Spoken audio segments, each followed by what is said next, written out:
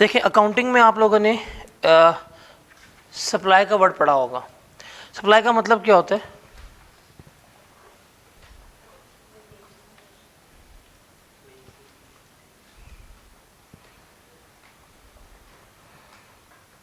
Supply का मतलब क्या होता है? सेल करना। इन लाइक इजी टर्म हम क्या कह सकते हैं, किसी भी चीज़ को हम बेच रहे हैं, सेल कर रहे हैं, वो सप्लाई कहला रही होती है। ऐसे ही है सेल्स टैक्स में सप्लाई जो है वो बहुत डिटेल्ड में एक्सप्लेन्ड है कि सप्लाई क्या होती है और किस तरह से हम इसको लेके चल रहे होते हैं।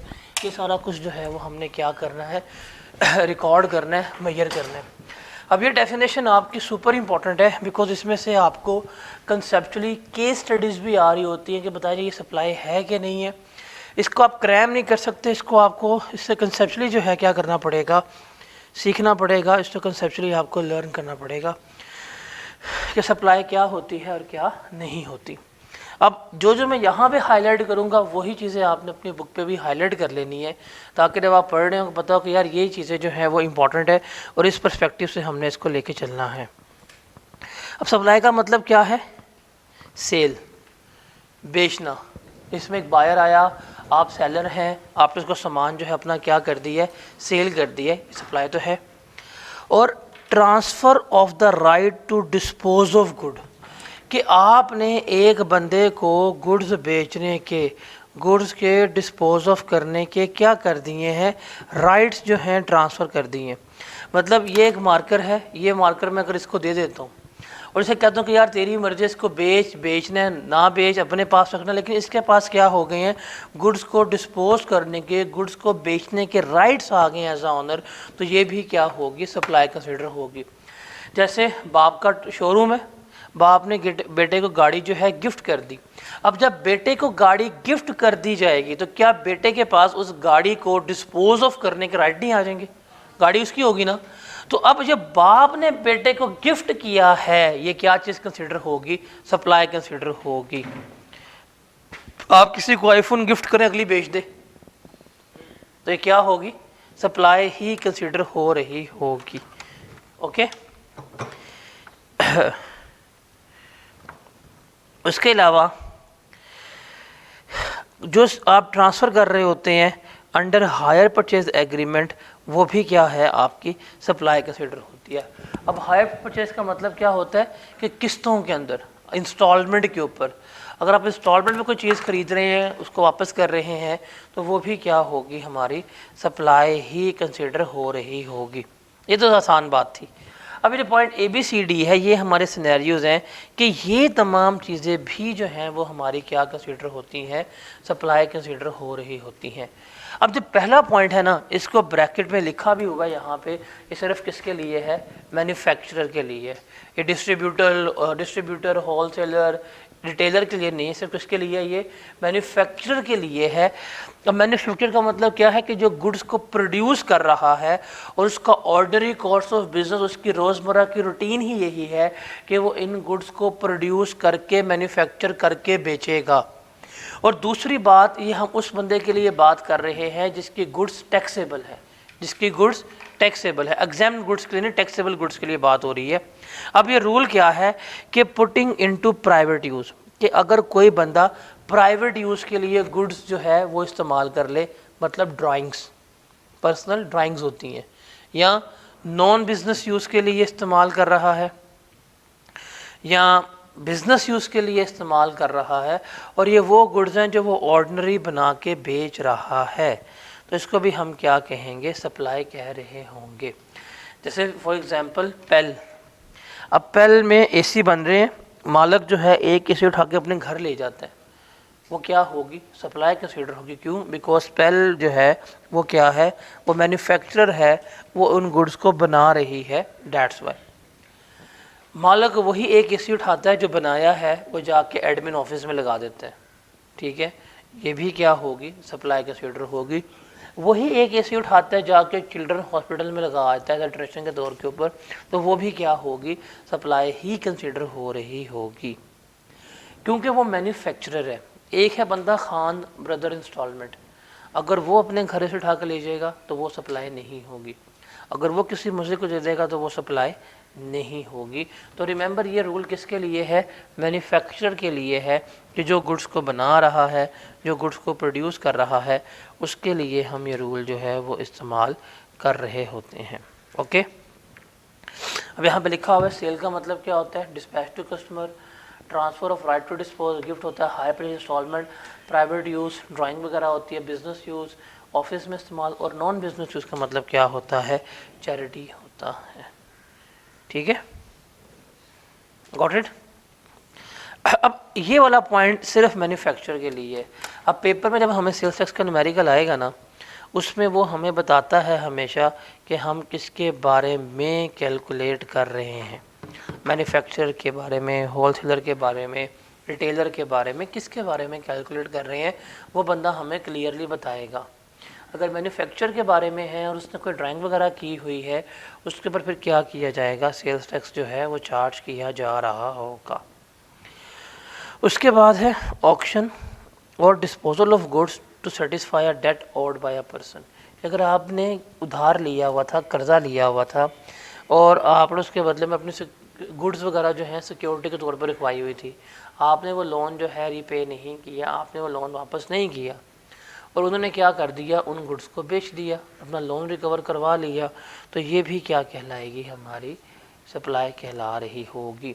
अब देखा ना, आपने बैंक ए से लोन लिया था और बैंक ए को आपने पे नहीं किया, बैंक ए ने आपकी गुड्स जो है वो क्या कर दी, बेच दी है, डिस्पोज ऑफ कर दी है। अब बेची बैंक ने, अपना लोन बैंक ने रिकवर करवाया, लेकिन सप्लाई किसकी होगी, हमारी कंसिडर होगी, बिकॉज ये लोन किसका था, हमारा था। उसके बाद है पॉइंट नंबर सी, इम्पॉर्टेंट है, possession of taxable goods held immediately before a person ceases to be a registered person. कि मतलब आप पहले सेल्स टैक्स में रजिस्टर्ड थे, आपके पास STRN नंबर था, आपके पास रजिस्ट्रेशन सर्टिफिकेट था, अब आपने फ़ैसला किया कि मैंने रजिस्टर्ड नहीं रहना, आप डी रजिस्टर्ड हो गए हैं, या आपने कारोबार बंद कर दिया, या पहले आपकी गुड्स टैक्सेबल थी, अब आपकी गुड्स क्या हो गई हैं, एग्जेम्प्ट हो गई हैं। जब आप डी रजिस्टर हो रहे हैं तो उस वक़्त जब आप डी रजिस्ट्रेशन के लिए जाएंगे, अप्लाई करेंगे, उस वक़्त जितना स्टॉक आपके पास पड़ा होगा, बिका तो नहीं है, आपके पास मौजूद है, वो उस स्टॉक को भी क्या कंसीडर करेंगे, सप्लाई कंसीडर करेंगे, और उसके ऊपर क्या कर रहे होंगे, आपसे सेल्स टैक्स जो है वो ले रहे होंगे। जैसे एग्जांपल है, mister Kamran registered in January 2023, later he got duly registered on 1st September 2023, he has 1000 units in closing stock on 31 अगस्त 2023। अब ये जो 1000 यूनिट्स हैं वो उसकी क्या एज्यूम होगी, सप्लाई एज्यूम होगी, ये कहेंगे एफपीआर वाले के भाईजान ये 1000 यूनिट्स हैं, इनके ऊपर ये टैक्स बनता है, ये टैक्स पे करो क्योंकि तुम्हारी सप्लाई है, और बाद में हम तुम्हें क्या कर देंगे, डी रजिस्टर्ड जो है वो कर रहे होंगे। तो ये चीज़ जो है हमारी इस तरह से चलती है। ठीक है, उसके बाद पॉइंट नंबर डी जो है, इसको लिख लें ब्रैकेट में आप, this is for toll manufacturer.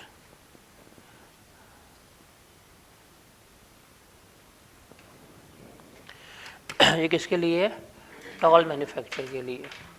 अब टॉल मैन्युफैक्चरर का मतलब क्या होता है कि ये वो बंदा है जिसके पास कोई रॉ मटेरियल नहीं है, अपना कुछ भी नहीं है इसके पास, लेकिन ये क्या कर रहा है, लेकिन ये किसी दूसरे के बिहाफ पे गुड्स मैन्युफैक्चर करके दे रहा होता है। जैसे बड़ी बड़ी ब्रांड्स हैं कपड़े की, ये खुद तो कपड़ा नहीं बनाती, खुद तो प्रिंट नहीं करती, ये सफ़ेद कपड़ा लेके आते हैं, हाँ वो कपड़ा अपनी क्वालिटी का लेके आते हैं, सफ़ेद कपड़ा जो होता है अपने डिज़ाइंस लेके आते हैं।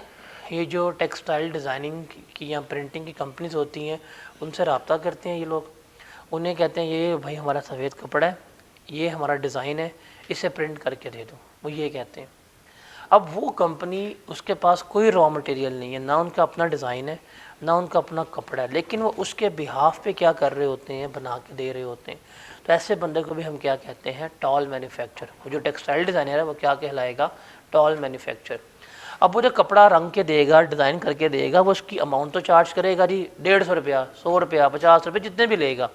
वो जो 50 रुपये होगा ना, वो उसकी क्या कहलाएगी, वैल्यू ऑफ सप्लाई कहला रही होगी। और इसका एक काम करके देना, ये क्या होगी, सप्लाई कंसीडर हो रही होगी। जैसे ये बुक की बात करते हैं, अभी ये बुक आपके पास है, बुक लिखी किसी और ने, कागज़ किसी और का है, पब्लिश किसी और ने करके दी है। अब जिस बंदे ने छाप के दी है वो बंदा कौन है, टॉल मैन्युफैक्चरर है, बिकॉज उसने ना उसके पास उसका रॉ मटेरियल था, मतलब उसका पेपर भी नहीं था, उसकी बुक भी अपनी थी, बट उसने फिर भी बुक क्या कर दी, पब्लिश करके दे दी है। ऐसे बंदे को हम क्या कहते हैं, टॉल मैन्युफैक्चर कह रहे होते हैं। तो वो जिसने काम करके दिया, मतलब छाप के दी किताब, वो उसके लिए क्या होगी, सप्लाई कंसिडर हो रही होगी। ठीक है, अब इसमें नोट्स फॉर स्टूडेंट और एग्जाम्पल्स जो हैं ज़रा दोनों रीड करें तसल्ली से, फिर मुझे बताएं, हम आगे चलते हैं। हमारे परचेज में फ़र्क थोड़ा सा ये होता है, लीज़ पे ली हुई है, तो फॉर एग्जांपल गाड़ी आप लीज़ पे लेते हैं, वो कहते हैं ठीक है जी 5 साल पे गाड़ी लीज़ पे ले लें, आप हमें अपने रेंटल्स पे करें, 5 साल के बाद जो भी रेजिडुअल वैल्यू होगी वो आप हमें दीजिएगा, हम गाड़ी जो है वो क्या कर देंगे, आपको ट्रांसफ़र कर देंगे। ये लीज़ वाला सीन होता है। तो आपने गाड़ी लीज़ पे ली है, अभी आप रेंटल्स पे करें, गाड़ी आपकी नहीं, गाड़ी तो बैंक के नाम है। हाँ, जब आपके 5 साल पूरे हो जाएंगे, बैंक ऑप्शन ने कहा हाँ भाई गाड़ी खरीदनी है हमसे, ये जैसी कीमत बनती है इस वैल्यू पे, जिस दिन आप वो गाड़ी खरीद लेंगे उस दिन वो आपको क्या करेंगे, टाइटल जो है उसका ट्रांसफ़र करेंगे। जब वो टाइटल ट्रांसफ़र करेंगे उस दिन वो क्या होगी, सप्लाई कंसीडर हो रही होगी।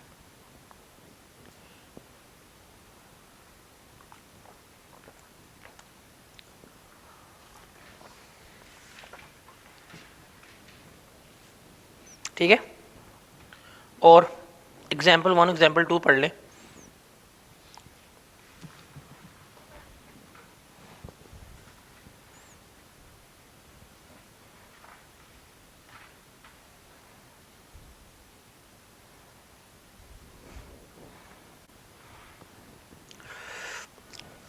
उसके बाद है सप्लाई चेन।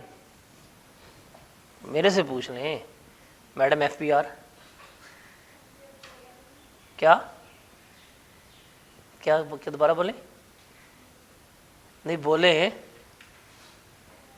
नहीं पूछ लें, बोलें क्या, किसको कन्फ्यूजन थी, इसको क्या, आपको क्या कन्फ्यूजन थी,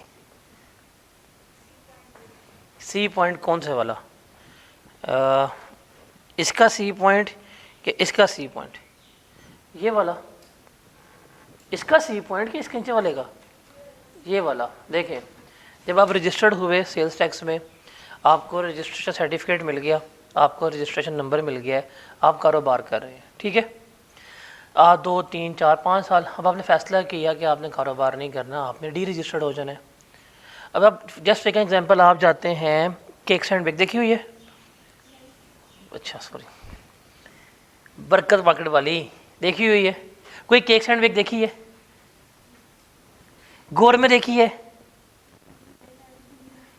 ओह सॉरी, मुझे लगा कि मैं इंसानों से मुखातिब हूँ, फिर मुझे भूल गया कि खैर ओके। तो cakes and bake for example एक रजिस्टर्ड है, बरकत मार्केट वाली, आप जाके इनसे बिल लेंगे ना, तो इनके बिल के ऊपर इनका सेल्स टैक्स रजिस्ट्रेशन नंबर सब कुछ लिखा होगा, ठीक है, ये कारोबार करें, सब कुछ कर रहे हैं। नाउ दे डिसाइडेड कि हमने अब रजिस्टर्ड नहीं होना, हमें बंद कर रहे हैं। अब वो बंद करेंगे तो क्या करेंगे, वो डी रजिस्ट्रेशन के लिए जाके अप्लाई करेंगे सेल्स टैक्स को, FBR को, कि जी हमारा ये बिज़नेस है, हम बंद कर रहे हैं। या फॉर एग्जांपल अभी गवर्नमेंट ने कहा हुआ है कि बेकरी जो है वो टैक्सेबल है, आइटम्स है, गवर्नमेंट कल कह दे कि बेकरी जो है वो एग्जाम्प्ट हो गई है, बेकरी के ऊपर टैक्स लगेगा, तो वो क्या करेंगे कि हम पागल हैं, जो हमने रजिस्ट्रेशन सर्टिफिकेट जो है वो लिया हुआ है, वो क्या करेंगे, रब्ता करेंगे कि जी हमारे रजिस्ट्रेशन जो है वो क्या कर दी जाए, कैंसिल कर दी जाए, ख़त्म कर दी जाए, ठीक है, वो ये कहेंगे। अब वो कहेंगे ठीक है, हम तुम्हारे रजिस्ट्रेशन कैंसिल कर देते हैं, हम तुम्हारा सर्टिफिकेट फाड़ देते हैं, लेकिन बताओ तुम्हारे पास आज कितना स्टॉक पड़ा हुआ है, स्टॉक काउंट करेंगे, कहेंगे इसकी वैल्यू कितनी है जी, इतनी वैल्यू है, उसके ऊपर टैक्स ले लेंगे। अब वो जो हमारे पास स्टॉक पड़ा हुआ है वो बिका नहीं है, वो हमारे पास मौजूद है, लेकिन उसे क्या कर रहे हैं, वो उसको सप्लाई मानते हुए उससे टैक्स लेंगे। टैक्स लेने के बाद वो क्या करेंगे, वो डी रजिस्टर्ड कर देंगे, बिकॉज उन्हें पता है कि यार अगर ये बंदा डी रजिस्टर्ड हो गया ना और इससे हमने टैक्स ना लिया, फिर हमें कहाँ टैक्स मिलना है गवर्नमेंट को, फिर वो बंदा सेल टैक्स कलेक्ट नहीं कर सकता। तो जब आप डी रजिस्टर्ड होते हैं उस वक्त जितना भी आपके पास स्टॉक पड़ा होता है वो सारे का सारा क्या होता है, सप्लाई कंसीडर हो रहा होता है। अब क्लियर है? अच्छा जी, उसके बाद है सप्लाई चेन। ये वाला पॉइंट, ये वाला देखें, आपने लोन लिया हुआ है बैंक से और आप बैंक का लोन नहीं पे कर पाते, तो बैंक आप कैसे लोन तो नहीं देता, बैंक साथ कुछ ना कुछ चीज़ जैसे सिक्योरिटी के तौर के ऊपर रखवाता है। अगर वो फिक्स एसेट रखवाए सिक्योरिटी के तौर के ऊपर तो वो मॉर्गेज कहलाता है। अगर वो मूवेबल मोस्टली इन्वेंट्री अगर रखवाए तो वो क्या होता है, प्लेज करवाता है। तो मोस्टली बिजनेसेस जो हैं वो प्लेज करवाते हैं, अपना इन्वेंट्री वगैरह रखवाते हैं, उसके बदले में क्या ले लेते हैं, उसके बदले में जो लोन है वो लेके आ जाते हैं। अब बैंक को आपने लोन रिपे करना है 1 साल में, 2 साल में, जो भी वट एवर टर्म्स हैं, मोस्टली ये शॉर्ट टर्म लोन्स की बात होती है, विद इन अ ईयर पे करना होता है। आपने बैंक को लोन नहीं पे किया तो बैंक क्या करेगा, मांगेगा, आप नहीं देते, तो आपने जो अपनी चीज़ें बैंक के पास गिरवी रखवाई हुई हैं वो बैंक क्या करेगा, उनको बेच देगा, उनको सेल कर देगा, और वो सेल करके अपना पैसा लोन का रिकवर करवा लेगा। अगर सारे पैसे रिकवर हो गए ठीक है, अगर ज़्यादा पैसे आ गए तो बाकी जो आपके पैसे होंगे वो आपको वापस कर देगा। आपने 1 लाख का लोन लिया था, सामान 1,10,000 का बिक गया, तो बाकी 10 क्या करेगा, आपको वापस कर देगा कि भाईजान ये ले। अब ये बैंक ने बेचा है, लेकिन सप्लाई किसकी होगी, हमारी, क्योंकि गुड्स किसकी थी, हमारी थी। तो इसमें ये चीज़ होती है, ठीक है। समटाइम्स इसमें यह भी होता है कि आपने डिपार्टमेंट का टैक्स देना था, आप डिपार्टमेंट का टैक्स नहीं दे रहे थे, छापा मारा कमिश्नर ने, गुड्स कब्जे में ली, उसको बेच कर टैक्स रिकवर कर लिया, तो वो भी क्या होगा, आपकी सप्लाई ही कंसिडर हो रही होगी। Got it? उसके बाद सप्लाई चेन। सप्लाई चेन किसे कहते हैं बताएं, सप्लाई चेन क्या होती है? ये ना कहना सर लोहे की चेन, या जिससे बकरे बांधते हैं वो वाली संगली को चेन कहते हैं। सप्लाई चेन क्या होती है? हाँ जी, वो ऐसे फिर ऐसे फिर ऐसे ऐसे,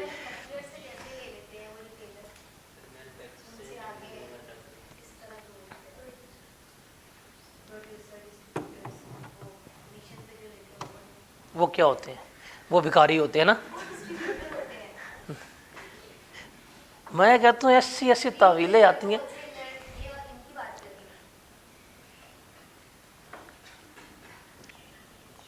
सप्लाई चेन क्या होती है? देखिए फॉर एग्जांपल आपने खाने हैं कुरकुरे, ठीक है, तो अगर आपका बहुत शदीद दिल करे कुरकुरे खाने का, आप कॉल करेंगी कंपनी को, उनका CFO अपनी गाड़ी पकड़ेगा, अपनी गाड़ी में बैठेगा, 10 रुपये वाले कुरकुरे पकड़ेगा आपके लिए और गाड़ी में रख के अपना कोई 4 अरब रुपए का पेट्रोल जला के आएगा, हैंड ओवर करेगा। ऐसे ही होगा? ऐसे ही होता है? फिर कैसे होता है?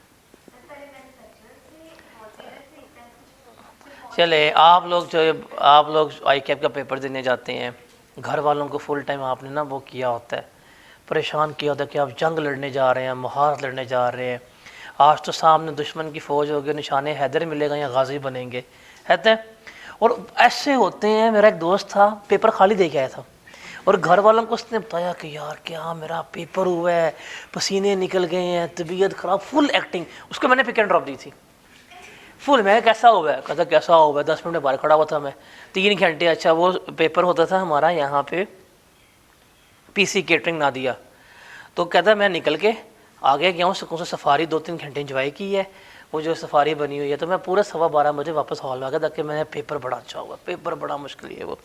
अब घर उसने फ़ोन करके साथ निकलते, जी हमारे पेपर मेरा बड़ा मुश्किल था, मेरा सर चकरा रहा है, मुझे भूख लगी हुई है, ये और वो। अम्मा हाय मैं सदके जाऊँ, मेरे बच्चे ने क्या खाना है तू बता, ये और वो। ऐसे होता है कि नहीं होता? मैं कहता हूँ फुल टाइम फिल्म बाज है। हर बच्चे को पता होता है उसका पेपर कैसा हुआ कैसा नहीं हुआ, हर एक को पता होता है। जो फेल होता है उसको ही पता है मेरा पेपर क्यों फेल हुआ होता है, जो पास होता है उसको ही पता है कि भाई मैंने पास वाला पेपर किया था। ऐसा है कि नहीं? लास्ट टाइम आप क्या विचार थे पेपर दे के? अच्छा था, पासेबल था? अच्छा नहीं पासेबल था? नहीं। देखा पूरा लिखा था? तो फिर ICAP ने कहाँ से जाती की है? चलें 73 मार्क्स का लिखा है, 73 का 50% कितना होता है? 36.5। कितने मार्क्स आए आपके? इसका मतलब आई कैप ने आपको एग्जैक्ट आपके अटेम्प्टेड पेपर का 50% दिया है, ऐसा है कि नहीं? उसने कुछ ज्यादती की है? नहीं, जस्टिफाइड बताए ना, जस्टिफिकेशन देखें। 73 मार्क्स का पेपर दिया है, कितने मार्क्स आए हैं? 37। उनका खुद फेल हुआ होगा, वो मौजा हो जाता होता कभी कभी। तो ये है कि नहीं? तो बात ही बुला दी, अच्छी खासी मैं सप्लाई चेन में घुसने लगा था। खैर, अब वो घर कॉल करके कहते हैं जी माँ मैंने बिरयानी खानी है, ये और वो।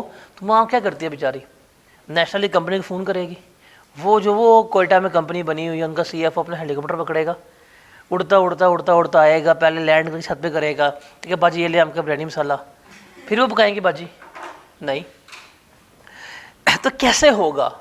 क्योंकि मेन मकसद होता है, मेन क्वेश्चन है हर एक बिज़नेस का, हर एक बिजनेसमैन का, कि जो हम चीज़ें बना रहे हैं हमने वो कहाँ तक पहुँचानी है। जो कंज्यूमर है, जिसने चीज़ें कंज्यूम करनी है, हमने एंड कंज्यूमर तक क्या करना है, गुड्स को डिलीवर करने। तो ये एंड कंज्यूमर है, इसने क्या करनी है, दिस इज एंड कंज्यूमर, इसने गुड्स को कंज्यूम करना है, इसने गुड्स को खाना है। और मैन्युफैक्चरर यहाँ बैठा हुआ है, मैन्युफैक्चरर से लेके यहाँ तक चीज़ों को जिस तरह पहुँचाया जाएगा, वो जिस चेन से, जिस क्लासेस से निकलेगी, वो हमारे क्या कहलाएगी, सप्लाई चेन कहला रही होगी। अब इसमें क्या कुछ आएगा, मैन्युफैक्चरर सामान बनाकर देगा किसको, डिस्ट्रीब्यूटर को, डिस्ट्रीब्यूटर देगा सामान बना के होलसेलर को, ये देगा रिटेलर को जो गली मोहल्ले में असलम भाई होता है, और असलम भाई से कौन जाके लेगा, एंड कंज्यूमर ले रहा होगा। तो ये चेन बनती है, इसे हम क्या कहते हैं, सप्लाई चेन कह रहे होते हैं, कि मैन्युफैक्चरर से लेके एंड कंज्यूमर तक किस तरह से गुड्स डिलीवर की जाएंगी, किस तरह से गुड्स सप्लाई की जाएंगी, किस तरह से गुड्स प्रोवाइड की जाएंगी, ये हमारी क्या कहलाती है, सप्लाई चेन कहला रही होती है। Got it?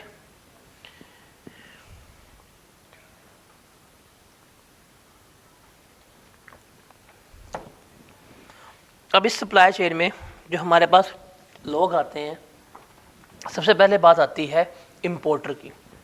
इंपोर्टर कौन होता है? जो गुड्स को इंपोर्ट करता है। क्योंकि हमारे सिलेबस में इंपोर्ट सिलेबस का पार्ट नहीं है, कस्टम ड्यूटी हमारे सिलेबस का पार्ट नहीं है, इसलिए हमें इंपोर्ट के बारे में ज़्यादा परेशान होने की नीड नहीं है। लेकिन इंपोर्टर की सिर्फ 2 टाइप्स जो हैं वो हमारे सिलेबस का पार्ट हैं। हमारे पास 2 तरह के इंपोर्टर होते हैं, एक है जिसे हम कहते हैं कमर्शियल इंपोर्टर, और दूसरे होते हैं, ओहो ये बंद होने लगा,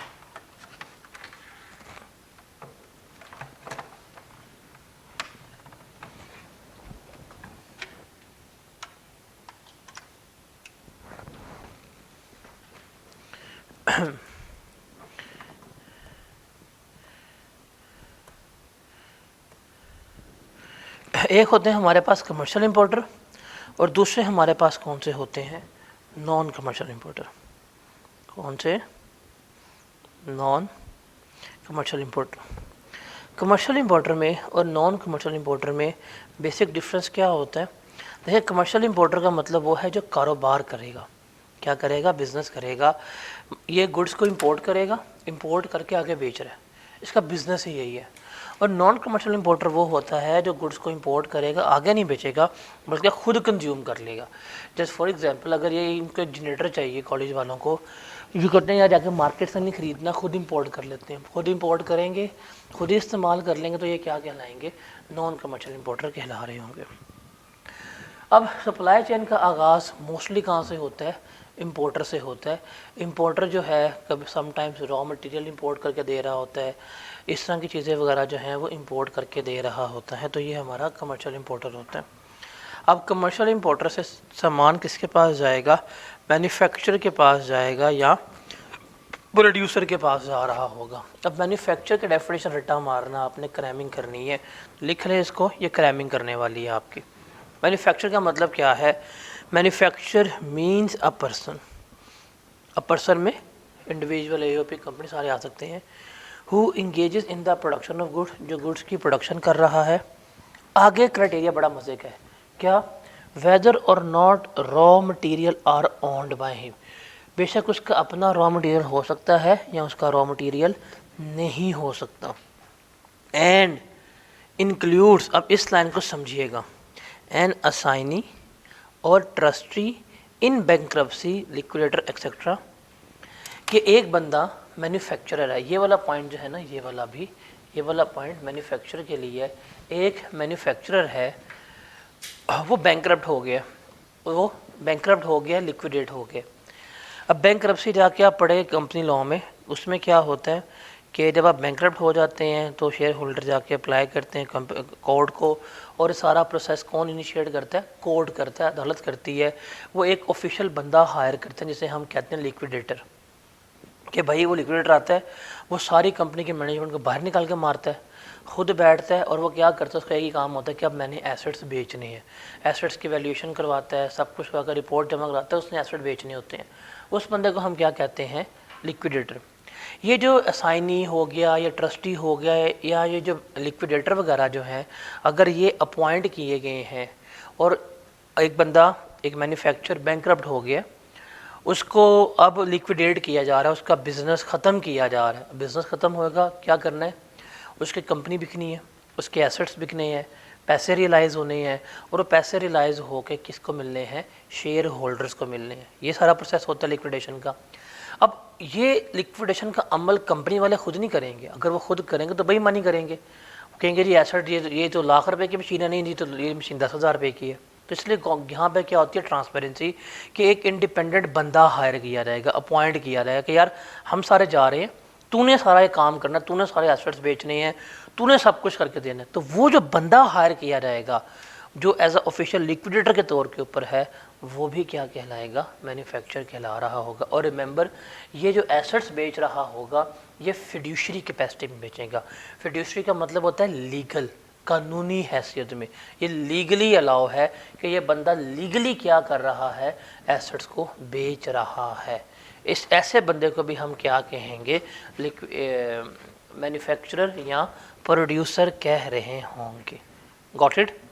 उसके अलावा कोई भी ऐसा पर्सन जिसके पास कोई पेटेंट्स हैं, कोई प्रॉपर्टी राइट्स हैं, कोई भी राइट्स टू गुड सोल्ड या मैन्युफैक्चर्ड हैं, वो भी हमारा क्या कहलाएगा? मैन्युफैक्चरर कहला रहा होगा। इसमें टॉल मैन्युफैक्चर अभी हम पढ़ के आए हैं, तो ये टॉल मैन्युफैक्चरिंग तो पढ़ने बताएं समझ आती है। मैन्युफैक्चर रट्टा मारनी है, टॉल मैन्युफैक्चर रीड ओनली है। ये क्रैम करनी है, इसको रीड ओनली रखना सिर्फ। ज़रा बताएं, टॉल मैन्युफैक्चर पढ़ के समझ आती है कि नहीं आती?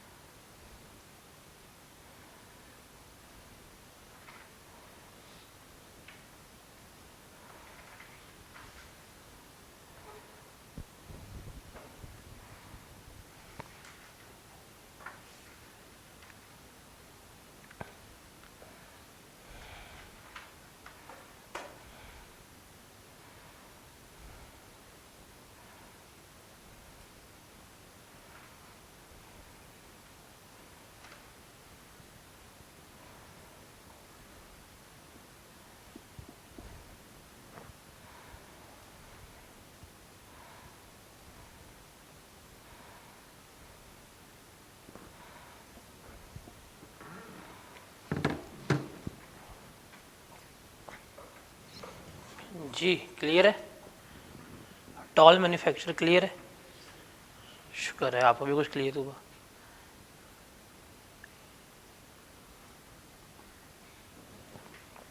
इसके बाद है मैन्युफैक्चर किसे कहते हैं या प्रोड्यूस करना किसे कहते हैं। अनदर डेफिनेशन, रट्टा, क्रैम। मैन्युफैक्चर किसे कहते हैं या प्रोड्यूस करना किसे कहते हैं। रिमेंबर, मैन्युफैक्चर या प्रोड्यूस, किसी चीज़ को बनाना, किसी चीज़ को लाइक फॉर्म करना मैन्युफैक्चर कहलाते हैं। इसमें क्या कुछ शामिल है? इट इंक्लूड्स एनी प्रोसेस, कोई भी ऐसा अमल in which an article is converted into another distinct article, कि एक चीज़ किसी दूसरी चीज़ में हमने क्या कर दी है, कन्वर्ट कर दी है, तो ये क्या होगा, मैन्युफैक्चर। लोहा लेके आए हैं, लोहे के फ्रेम को काटा है और ये चेयर का फ्रेम बना दिया, तो ये क्या कहलाएगा, मैन्युफैक्चरिंग कहला रही है।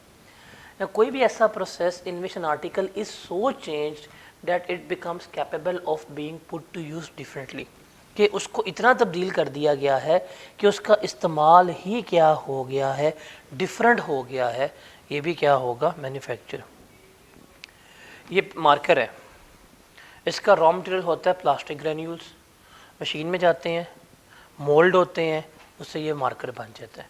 अब वो ग्रेन्यूल से मार्कर बन गया, इसका चेंज ही डिफरेंट हो गया, अब वापस मार्कर से ग्रेन्यूल बन सकता, लेकिन ग्रेन्यूल से मार्कर बन गया, तो ये भी क्या कहलाएगा, हमारा मैन्युफैक्चरिंग कहला रहा होगा। उसके अलावा any process incidental to the completion of manufactured product, आप गुड्स बना रहे हैं, गुड्स बनाते साथ हमारे जॉइंट एंड बाय प्रोडक्ट्स भी बन रहे होते हैं, जो जॉइंट प्रोडक्ट्स बनते हैं या बाय प्रोडक्ट्स बनते हैं वो भी हमारी क्या कहलाते हैं, मैन्युफैक्चरिंग।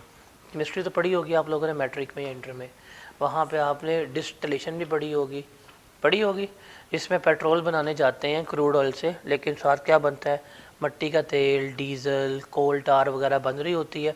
अब फाइनल प्रोडक्ट क्या है, पेट्रोल, लेकिन साथ क्या बन रहा है, डीजल, कोल टार बन रहा है, केरोसिन ऑयल बन रहा है, तो वो जो बाय प्रोडक्ट्स बन रहे होते हैं वो भी हमारा क्या कंसीडर होता है, मैन्युफैक्चरिंग कंसीडर होता है। उसके अलावा प्रिंटिंग, पब्लिशिंग, लिथोग्राफी, एनग्रेविंग, मतलब एनग्रेविंग का मतलब होता है कनंदा करना, लिखना, वो तो ना कब्र की स्लैबों पे लिखा होता है आखिरी आराम का, वो भी क्या है, इनग्रेव करना ही है, तो इसमें क्या वो इनग्रेविंग नहीं होती, मार्बल की स्लैब पे लिख रहे होते हैं आखिरी आराम का, वजह वफात आई क्या, तो लिखा होता है ना, तो वो आप कह सकता है बंदा जो मार्बल की स्लैब्स पे लिख रहा होता है कि यार मैं कौन हूँ, मैन्युफैक्चरर हूँ, क्या करता हूँ, मुर्दों की नेम प्लेट लिखता हूँ, तो वो कह सकता है। लेकिन एनग्रेविंग वो वाली नहीं आती, ये जो, क्योंकि मार्बल इंडस्ट्री तो एग्जाम्प्ट है इसलिए उस पर टैक्स नहीं है। हाँ, ये जो फर्नीचर वगैरह पे एनग्रेविंग हो रही होती है, मशीन्स के ऊपर हो रही होती है, मेटल्स के ऊपर हो रही होती है, वो इस पर आ रहा होता है। उसके अलावा असेंबलिंग का मतलब होता है चीज़ों को जोड़ना। पाकिस्तान में मोटरसाइकिल असेंबल होती है, गाड़ी असेंबल होती है, क्या करते हैं, बने अपने पार्ट्स लेके आते हैं, जोड़ के बेच देते हैं, तो ये असेंबली है। पाकिस्तान में मोबाइल फ़ोन्स असेंबल होते हैं, बने बनाए पार्ट्स आते हैं, यहाँ पे बस जोड़ते हैं, हर चीज़ इंपोर्ट होती है, like LCD components, chipset, battery, यहाँ पे बस क्या हो रहा होता है, जोड़ रहे होते हैं, तो ये भी मैन्युफैक्चरिंग है। मिक्सिंग, कटिंग, फॉर एग्जांपल आप लोगों को आता है स्टार्टअप आइडिया, जिसको आते हैं, अक्सर जो आते हैं उनको लम्स ग्रेजुएट को आ रहे होते हैं, कहते हैं जी हमने सब्जियां नहीं बेचनी, हम क्या करेंगे, हम सब्जियों को कट करेंगे, फिर उनको मिक्स करेंगे, उसमें डालेंगे विनीगर और वो हम बेचेंगे। हालांकि अचार बेचना होता है, उसको अचार नहीं कहेंगे। वैसे ही होते हैं, कभी आप जाके ना इन बर्गर्स ज़्यादा कौन के ना स्टार्टअप आइडिया सुना करें, बड़े मज़े के होते हैं।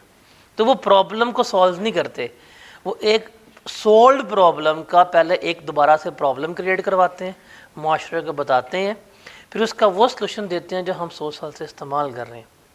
तो आप खुद सोचें, अगर एक लम्स ग्रेजुएट है, उसने स्टार्टअप करना, क्या कहेगा जी सब्जियां आम नहीं खाया जाता, कच्चा आम इंजूरियस टू हेल्थ होता है, तो ये बहुत मुश्किल है, कहाँ से लीमू लेके आए, मिर्चें लेके आए, तो क्या करेंगे, सबको कट करेंगे, मिक्स करेंगे, बीच में विनीगर डाल देंगे, अब कहेंगे ये हमारे क्या है, ये हमारा एक नया प्रोडक्ट बन गया जिसे अचार कह के बेच रहे होंगे। बट ये क्या कहलाएगा, ये मिक्सिंग कटिंग भी मैन्युफैक्चरिंग कहला रही होती है। अब तो गुजर है, कोई गुजर है? जो होगा भी उसने वो नहीं बोलना, मुझे पता है। कोई भी गुजर नहीं है, कोई भी नहीं है। कोई शक पड़ रहा है किसी ना किसी पे यहाँ पे? अच्छा, ये अस्तगफिरुल्लाह पे लग गया पता कि आप कितने इरिटेटेड हैं। अब ये गुजर लोग क्या करते हैं? दूध बेचते हैं। कैसे बेचते हैं? पानी डाल के। वो पानी में दूध डाल के बेचते हैं। दूध में पानी नहीं बेच रहे होते, पानी में क्या करते हैं? नहीं ना, वो पानी लेके आते हैं पूरा एक बाल्टी, उसमें 1 किलो दूध डालते हैं, फिर फॉर्मेलिन, यूरिया डाल के, सर्फ डाल के प्रॉपर वो मिल्क मैन्युफैक्चर करके बेच रहे होते हैं। अच्छा, देखिए उनको भैंस कह रही होती है, अबे यार क्या कर रहे हैं, मुझे मैंने जलील कर दी, तू खुद बना ले। तो वो जो डाइल्यूटिंग कर रहे होते हैं माशाल्लाह से 100% खालिस दूध बना रहे होते हैं यूरिया से, फॉर्मेलिन वगैरह से, तो वो भी क्या होगा? मैन्युफैक्चर। मतलब गुज्जर कह सकता है कि यार मैं कौन हूँ? मैन्युफैक्चरर। क्यों? मैं दूध बना के बेचता हूँ। बोटलिंग भी करते हैं, पैकेजिंग, रीपैकेजिंग, ये सारा कुछ क्या होता है? मैन्युफैक्चरिंग में आ रहा होता है। ठीक है। उसके बाद है डिस्ट्रीब्यूटर। डिस्ट्रीब्यूटर की डेफिनेशन रीड ओनली है। अब डिस्ट्रीब्यूटर के डेफिनेशन में सिंपल आपने चीज़ याद रखनी है कि डिस्ट्रीब्यूटर कौन होता है। बेसिकली ये वो पर्सन है जिसको अपॉइंट किया गया है बाय अ मैन्युफैक्चरर। इसे कौन अपॉइंट करेगा? मैन्युफैक्चरर। अब अपॉइंटमेंट ना 2 तरह की हो सकती है। एक है कमीशन बेस्ड अपॉइंटमेंट, एक है यार तुम खरीदो, बेचो या ला के हमें दे दो। अब ये जो डिस्ट्रीब्यूटर है ना, इसके 2 मकासद हैं। या तो ये मैन्युफैक्चरर के लिए खरीदेगा या मैन्युफैक्चरर के बिहाफ पे बेचेगा। अब एक मैन्युफैक्चरर है बैठा हुआ है, वो डिस्ट्रीब्यूटर अपॉइंट करेगा, यार ये रॉ मटेरियल्स है, तुम मुझे बस रॉ मटेरियल इकट्ठा करके ला के दे दो। तो वो क्या कर रहा है? इस बंदे को अपॉइंट किया है मैन्युफैक्चरर ने, वो क्या कर रहा है? उसके लिए रॉ मटेरियल खरीदता है, आके मैन्युफैक्चरर को बेच रहा है। ये भी डिस्ट्रीब्यूटर है। मोस्टली ये डिस्ट्रीब्यूटर कम होते हैं, डिस्ट्रीब्यूटर ज़्यादा होते हैं बेचने के लिए। अब वो क्या होगा? अब फॉर एग्जांपल नेशनल है, नेशनल की फैक्ट्री कहाँ लगी है? कोयटा में लगी हुई है, बलूचिस्तान में है। अब बलूचिस्तान में फैक्ट्री लगी हुई है, उन्होंने बेचना पूरे पाकिस्तान में, कैसे बेचेंगे?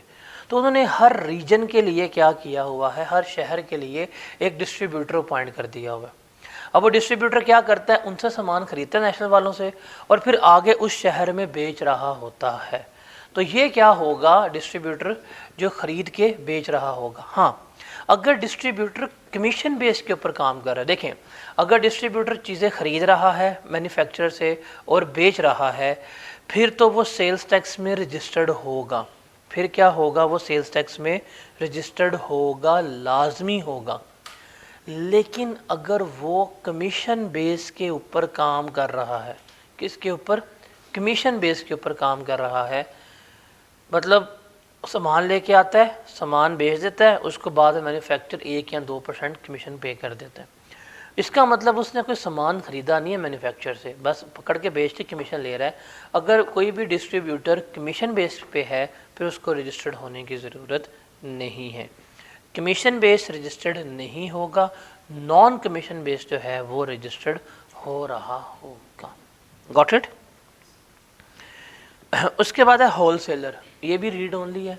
इसका मतलब क्या होता है होलसेलर का? जो बेसिकली सामान ख़रीदता है डायरेक्टली मैन्युफैक्चरर से या डिस्ट्रीब्यूटर से, और ये होलसेल प्राइस के ऊपर बेच रहा होता है पब्लिक को या रिटेलर को। और इसके लिए एक और होती है कि ये विद होल्डिंग एजेंट भी होता है। जब ये गुड्स वगैरह बेचेगा तो ये टैक्स वगैरह भी विद हेल्ड कर रहा होता है। और तीसरा, ये गुड्स कैश के ऊपर भी बेच सकता है, और ये बंदा जो है गुड्स वो उधार के ऊपर भी बेच रहा होता है। तो ये रीड ओनली है, इसको याद करने की ज़रूरत नहीं है। उसके बाद है रिटेलर। ये हम जाके आके तफसील में दोबारा पढ़ेंगे रिटेल आइटम्स को। बट रिटेलर क्या होता है? रिटेलर मीन्स अ पर्सन जो गुड्स परचेज करेगा बाय होलसेलर, डायरेक्ट मैन्युफैक्चरर से भी ले सकता है, डिस्ट्रीब्यूटर से भी ले सकता है, लेकिन ये बेचेगा किसको? ये बेचेगा डायरेक्टली एंड कंज्यूमर को। किसको बेचेगा? एंड कंज्यूमर को। ये जो गली मोहल्ले में ना असलम भाई की दुकान, असलम भाई कौन है? रिटेलर है।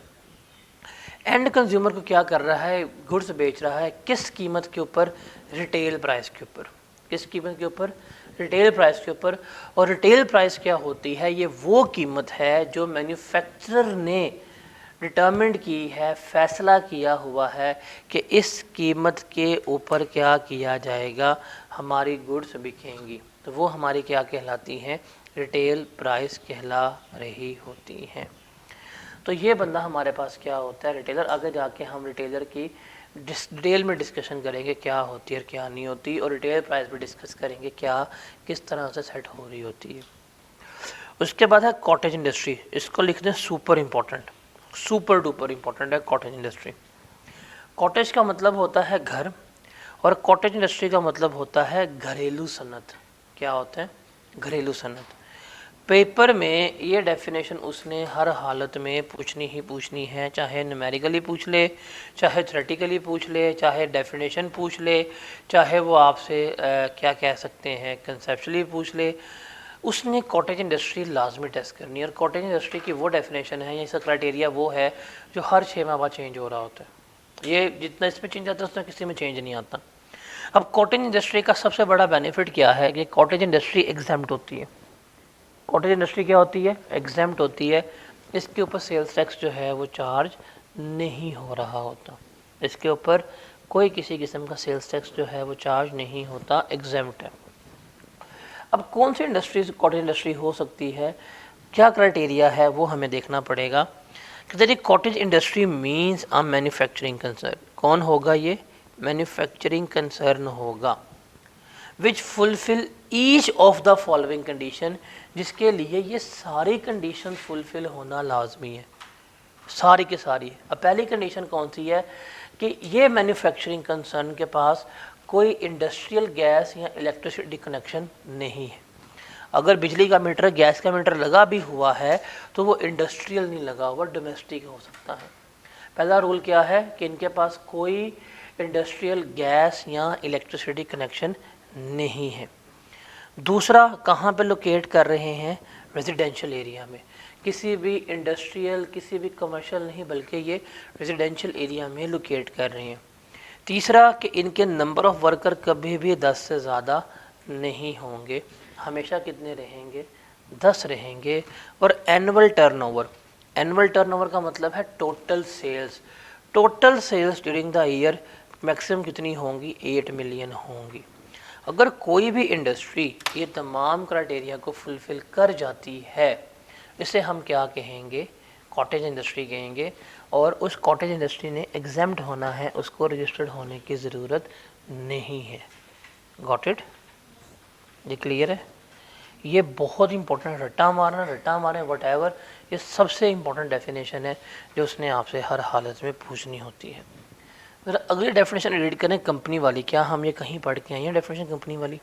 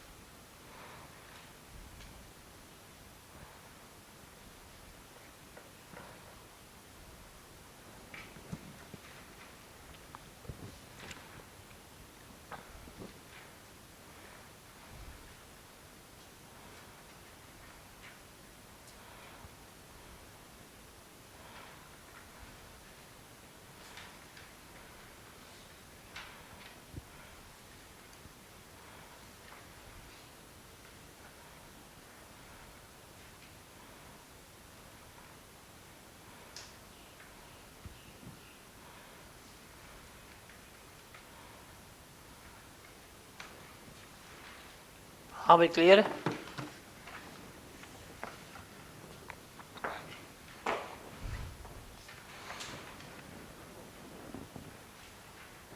क्लियर है ये? तो हम इसको यहाँ तक रखते हैं, और जो अगली डेफिनेशन हैं उससे ही हमारा वो स्टार्ट होना है न्यूमेरिकल की बेसिंग, फिर वो हम कल करके आगे मूव कर रहे होंगे। मैं किसी और रास्ते से आऊँगा, कोई और शॉर्टकट तलाश करता हूँ, बस जहाँ पे रोड हो।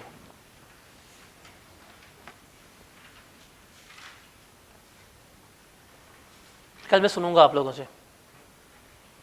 ये तमाम डेफिनेशंस मैंने सुननी है। मैंने आज क्या कहा है, मैंने क्या वर्ड बोला है, तमाम। तमाम में क्या आता है, सारी, तो सुननी है। लेट्स सी, वो सुनने के नाम से पहले ही गिरना शुरू हो गया। ठीक है।